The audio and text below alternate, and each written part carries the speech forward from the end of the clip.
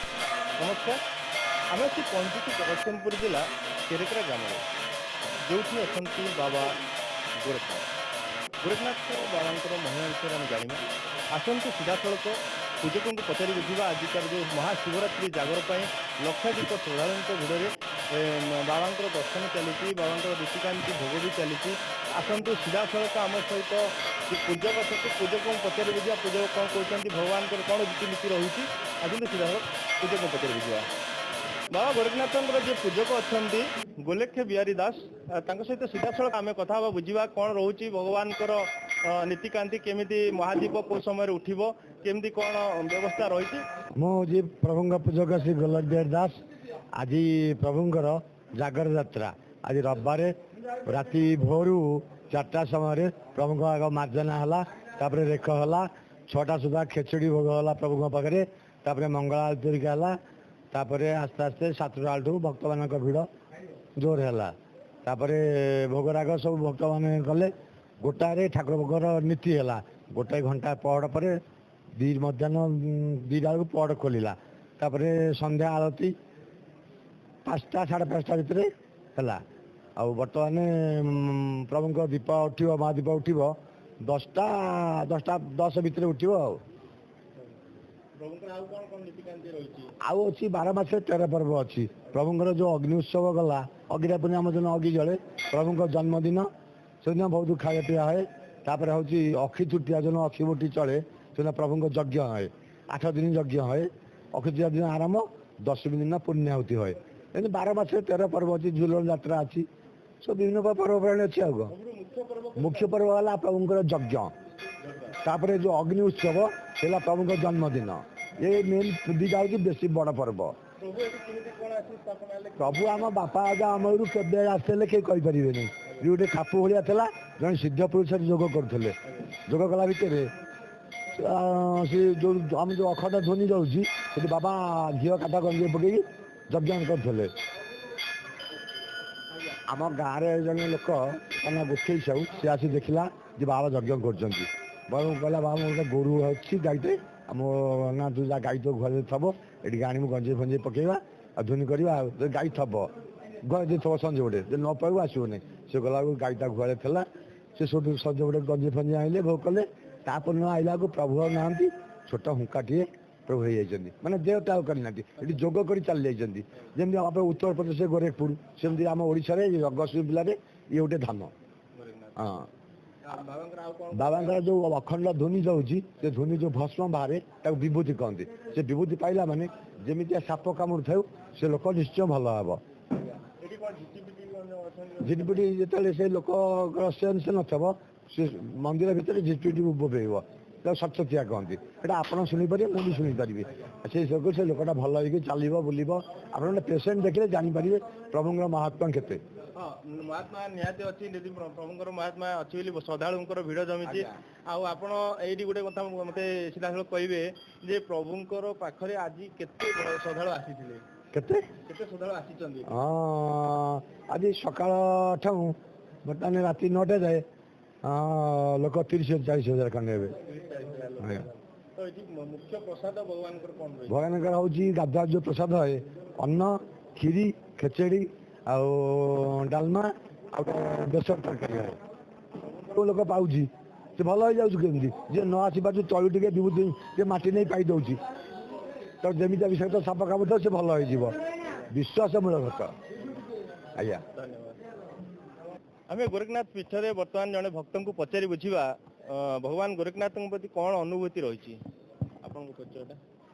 परिचय प्रभु प्रसाद नायक ये तो स्वतंत्र जगार महात्म्य बहुत स्वतंत्र प्रभु गोरखनाथ जो विद्यमान ये जेकोसी मनस्कामना नहीं जदि कि जागर पूजा करती प्रदीप प्रज्वलन करती निश्चित रूपे फलप्रद होता है सब भक्त मान समस्ते बहुत इच्छा बहुत अभिलाषा नहीं कि बाबा पाक आसता अभिलाषा जन था आशा रखी था आज दिन में आम भी आसु आज ठाकुर पाखे बाबा पाखे आज दीप जाचु आज आशा रखू कि समस्त सारा ओडावासी भारतवासी समस्त शरीर माने सुखमय हो समस्त परिवार सुखमय हो अनुभूति कौन गोरखनाथ पीठ अनुभूति कौन रही अनुभूति जब ଛୋଟ ଥିଲୁ ସେତେବେଳେ ଆମେ ଆସିଥିଲୁ ଜଷ୍ଟ ମାନେ ବହୁତ ଯଜ୍ଞ ଟାଇମ୍, ସେତେବେଳେ ବହୁତ ଭିଡ଼ ଥାଏ।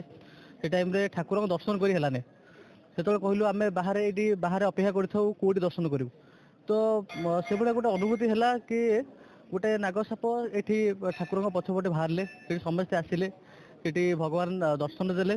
ଯାହା ହଉ ସେ ଠାକୁରଙ୍କ ଦର୍ଶନ ନ ହେଇପାରେ ମାନେ ସାକ୍ଷାତ ମାନେ ଠାକୁରଙ୍କୁ ପ୍ରତ୍ୟକ୍ଷ ଭାବେ ଦର୍ଶନ ଆମେ କଲୁ। ତ ସେଇଠୁ ଇଚ୍ଛା ହୁଏ କି ଯଦି ପୁରା ଶୁଦ୍ଧ ମନରେ ଯଦି ଆମେ ଆସିଥିବା ଠାକୁରଙ୍କ ଦର୍ଶନ କରିବା ପାଇଁ, ତାହେଲେ ଠାକୁର ନିହାତି ଦେଖାଦେବେ। ଧନ୍ୟବାଦ ରହିଛି ଭଗବାନଙ୍କର ଓମ୍ ଅନୁଭୂତି। ନମଃ ଶିବାୟ ଗୋରଖନାଥାୟ ନମଃ।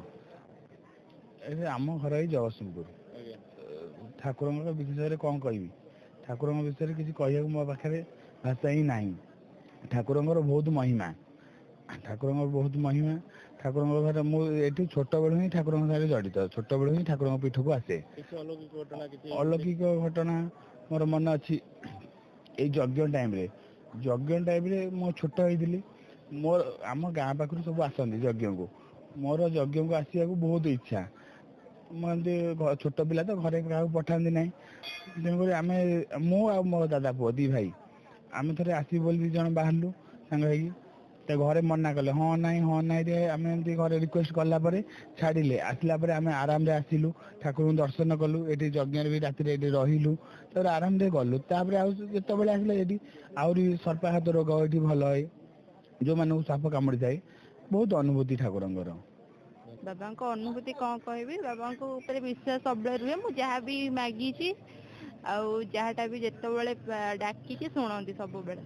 ମ୍ୟାରେଜ ପୂର୍ବରୁ ବି ଓଷା କରିଥିଲି, ମ୍ୟାରେଜ ଆସି 10 ବର୍ଷ ହେଲାଣି। ଏଠି ରହିବାର 3 ବର୍ଷ ଭିତରେ ବି ଆସିଛି ମୁଁ ଏଇ ଗୋରେଖନାଥ କତିରେ ଦୀପ ଜାଳେ। ବହୁତ ଅନୁଭୂତି। ସେମିତି ବି ମୋର ଗୋଟେ ଡେଲିଭରି ଥିଲି, ମୋ ଝିଅ ପେଟରୁ ମାନେ ଡେଡ୍ ହେଇଯାଇଥିଲା। ବାବାଙ୍କ ଏଥିରୁ ହିଁ ମୁଁ ସେଥିରୁ ମୁକ୍ତ ପାଇଛି। କେତେ ରୋଗ ବୈରାଗରୁ ବାବା ମୋତେ ଉଦ୍ଧାର କରିଛନ୍ତି, ସେତିକି ମୋ ପରିବାରକୁ ରକ୍ଷା କରିଛନ୍ତି, ସେତିକି ବାବାଙ୍କ କତିରେ। ଆଜ୍ଞା, ମୋ ବିପଦରୁ ମୁଁ ମରି ଯାଇଥାନ୍ତି, ମାନେ ବାବା ମୋତେ କୁହନ୍ତି ନା ନିଜେ ଧରିକି ରଖିଲା ପର୍ଯ୍ୟନ୍ତ ମୋତେ ରଖିଛନ୍ତି। ସେଥିପାଇଁ ମୋର ବାବାଙ୍କ ପ୍ରତି ବହୁତ ବିଶ୍ୱାସ। ମୋର 10-15 ବର୍ଷରେ ଦୀର୍ଘ ଯିବା ଆସିବା କରେ। ବାବାଙ୍କର କରୁଣା ବହୁତ ଅଛି। ଆଜ୍ଞା, ବାବାଙ୍କର ବହୁତ କରୁଣା ଅଛି। ନାଇଁ, ମୁଁ ସେଇ ଡିଫେନ୍ସ ପାଇଁ ପ୍ରିପାରେସନ୍ ହେଉଛି। ବାବାଙ୍କର କରୁଣା ବି ଲାଗିକି ଅଛି, ଆଉ ଅଳ୍ପ ଟିକେରେ ମୁଁ କଟିଯାଉଛି। ଏଥର ବାବାଙ୍କ ଉପରେ ଭରସା ରଖିଛି। ମୋ ନାଁ ପ୍ରଯୋଜନା ପଣ୍ଡା, ମୁଁ ଭୁବନେଶ୍ୱରରୁ ଆସିଛି। ଆଉ ବାବାଙ୍କର ବହୁତ ଦିନରୁ ଆସୁଛି। ଝିଅ ପାଇଁ ବି ମାନସିକ କରିଥିଲି, ମୋ ମାନସିକ ପୂର୍ଣ୍ଣ ହେଲାରୁ ମୁଁ ଆଉଥରେ ଜାଗର ଜାଳିବାକୁ ଆସିଛି। ବହୁତ କିଛି ତାଙ୍କର ମାନେ ତ କ'ଣ ତାଙ୍କ ବିଷୟରେ ତ କହିବି ହେବନି। ସିଏ ପୁରା ମାନେ ନିରାକାର, ମାନେ ଯାହା କହନ୍ତି, ମାନେ ତାଙ୍କ ପାଖକୁ ଯିଏ ଆସିଛି ସେ ଖାଲି ହାତରେ ଫେରିନି। ଆଉ ମୁଁ ବି ମଧ୍ୟ ଫେରିନି। ବହୁତ ମାନସିକ ମୋର ପୂର୍ଣ୍ଣ ହେଇଛି। ମୋ ପିଲାମାନଙ୍କ ପାଇଁକି ଆସିଥିଲି, ମୋ ରାଜାମିତା ପାଇଁ। ଏବେ ବି ମଧ୍ୟ ବି ସେ ମାନସିକ ପୂର୍ଣ୍ଣ ହେବାରୁ ଜାଗର ଆଜି ରାତି ସାରା ଜାଳିବି, ଏଠି ରହିବି। ଆଉ କେତେ ବର୍ଷ ହେଲା ଆପଣ ଆସୁଛନ୍ତି? ଆମେ ଆସୁଛୁ, ସବୁବେଳେ ଆସୁଛୁ। ମୋ ଛୁଆ ଆପଣଙ୍କ ପରିଚୟଟା କଣ? ମୁଁ ସୂର୍ଯ୍ୟକାନ୍ତ ମହାନ୍ତି, ଘର ପିତାମ୍ବରପୁର। ଗୋରେଖନାଥର ବାବାଙ୍କ ସହିତ ଆପଣ ଯୋଡ଼ି ହେଲା ପରେ କ'ଣ ଅନୁଭୂତି ଆପଣଙ୍କର ରହିଛି? ଆମର ଅନୁଭୂତି ବହୁତ ଛୋଟବେଳୁ ଅଛି। ଛୋଟବେଳୁ ଆମେ ବାବାଙ୍କୁ ବହୁତ ବିଶ୍ୱାସ କରୁ। ମୁଁ ବି ଦେଖିଛି ଛୋଟବେଳେ ଏଠି ସାପ କାମୁଡ଼ା ବି ଭଲ ହେଇଛି। ଗାଈ ଗୋରୁଙ୍କର ଯେଉଁ ଯାବତୀୟ ରୋଗ ବି ଭଲ ହେଇଛି। ଆମେ ବି ମାନୁ ତାଙ୍କୁ, ଆମେ ସବୁବେଳେ ଆସୁ ବାବାଙ୍କ ପାଖକୁ। ଆଉ ଆପଣ ବାବାଙ୍କ ସହିତ କିଛି ଅଲୌକିକ ଘଟଣା ଘଟିଛି କି ଆପଣଙ୍କ ସହିତ? ହଁ, ବହୁତ ଘଟିଛି ମୋ ଜୀବନରେ। ଏଇ ଯଜ୍ଞ ଚାଲିଥିବା ସମୟରେ ମୁଁ ଯାଉଥିଲି, ମନ୍ଦିର ଯାଉଥିଲି, ହନୁମାନ ଗାଁ ମନ୍ଦିର। ସେଠି ଯିବା ବାଟରେ ଗୋଟେ ସାପ ଉପରେ ମୁଁ ଚଢ଼ି ଯାଇଥିଲି। ସେ ସାପ ମୋତେ କାମୁଡ଼ି ନଥିଲା। ସନ୍ଧ୍ୟାବେଳେ ମୁଁ ବି ଦେଖିନି ସେ ସାପ ବୋଲି। ମୁଁ ଯେତେବେଳେ ମୋବାଇଲ ଲାଇଟ୍ ମାରିକି ଦେଖେ ତ ସେ ସାପଟା ଗର୍ଜନ କରିକି ଇଏ କରୁଛି। ମୁଁ ସେଇଠୁ ମନ୍ଦିର ଯାକେ ଯାଇକି 1 ଘଣ୍ଟା ସମୟ ମୁଁ ବସିଲି। ଆଉ କିଛି ସମୟ ପରେ ଆସିଲି ବାବାଙ୍କ ପାଖକୁ। ରାତି ସେତେବେଳକୁ ଯଜ୍ଞ ଚାଲିଥାଏ, ରାତି 9ଟା 9:30 ସୁଦ୍ଧା ବାବାଙ୍କ ପାଖକୁ ଆସିକି ବସିଲି। କିଛି ସମୟ ବସିଲା ସମୟ ପରେ ନନାଙ୍କୁ ପଚାରିଲି। ନନା କହିଲେ କିଛି ନାହିଁ, ଆପଣ କିଛି ଗ୍ରହ ଥିଲା, ଆପଣ ଠିକ୍ ହେଇଗଲା, ସେଇଟା ଆପଣଙ୍କୁ ଯୋଗେଇ ଦେଲେ। ମୁଁ ଯେତେବେଳେ କିଛି ନଥିଲା ଏ ପୁଅ ଝିଅ ବାବାଙ୍କୁ ଗୋଟେ ମାନସିକ କରିକି ଆସିଲି। ଆସିବା ପରେ ଏଇ ପୁଅ ଜନ୍ମ ହୋଇଛି। ବାବାଙ୍କର ଅଲୌକିକ ମହିମା। ଜଣେ ମୁଁ ବି ଖୋର୍ଦ୍ଧା ଜିଲ୍ଲାରୁ 2-3 ଜଣଙ୍କୁ ବି ଆଣିଛି, ତାଙ୍କର ପୁଅ ଝିଅ ନଥିଲା, ତାଙ୍କର ବି ପୁଅ ଝିଅ ହେଇଛି ବାବାଙ୍କ ମହିମାରେ। ହଁ, ବାବାଙ୍କର ସହିତ ବାବାଙ୍କର ଯେତେବେଳେ ଆଲୌକିକ ଦେଖିବ ଗୋଟିଏ ଲାଇଟ୍ ଭଳିଆ ବାବାଙ୍କର ଶକ୍ତି ଗୋଟେ ଆସିବ ପାଖକୁ। ସେଇଠୁ ମୋର ବିଶ୍ୱାସ ହେଲା ବି। ଆମର ବି ବହୁତ ଆସୁଛନ୍ତି ଆମ ବାଲୁଗାଁର। ଆଜ୍ଞା, ବଳବନ୍ତ ବାଲୁଗାଁର ଆସୁଛନ୍ତି। ଅନୁଭୂତି କ'ଣ ରହିଛି ଜୀବନରେ ବାବା ଗୋରେଖନାଥଙ୍କର କ'ଣ କିଛି? ଗୋରେଖନାଥ ସାର୍ ତାଙ୍କ କୃପାରେ ତ ସବୁ କିଛି ଦୁନିଆ ସବୁ କିଛି ଚାଲିଛି। କେତେ ବର୍ଷ ହେଲା ଆସୁଛନ୍ତି? ମୁଁ ଏଠି 2 ବର୍ଷ ହେଲାଣି ଆସୁଛି।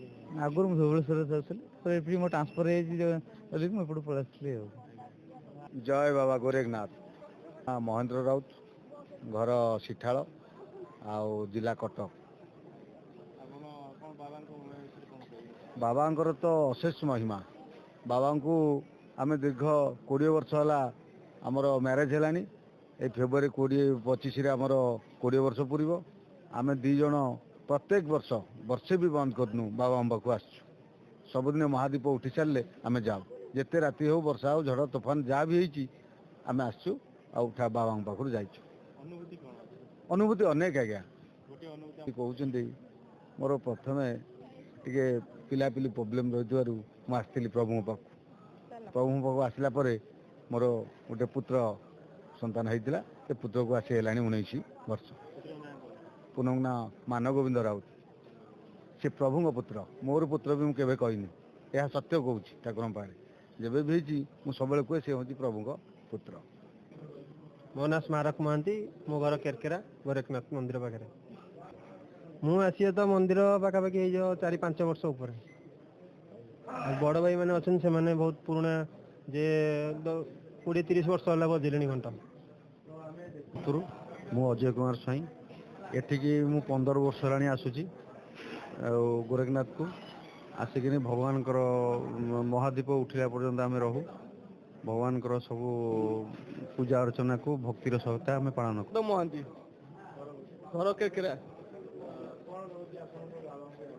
ବାବାଙ୍କ ଅନୁଭୂତି, ଆମର ବାପାଙ୍କୁ ଦିନେ ସାପ କାମୁଡ଼ିଥିଲା ବହୁତ ଦିନ ତଳେ। ବହୁତ ବ୍ଲଡ଼ ବାନ୍ତି ହେଲା। ଏଠି ଆଣିକି ପରେଇ ପକେଇଥିଲୁ। 7 ଦିନ କାଳ ରହିଲେ।